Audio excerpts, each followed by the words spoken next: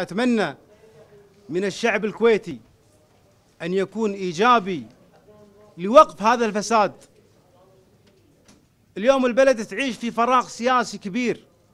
أنا أدعو الشباب وأدعو الشعب الكويتي، القضية ما هي مختصة في الأغلبية. اليوم بلد قاعد ينهار.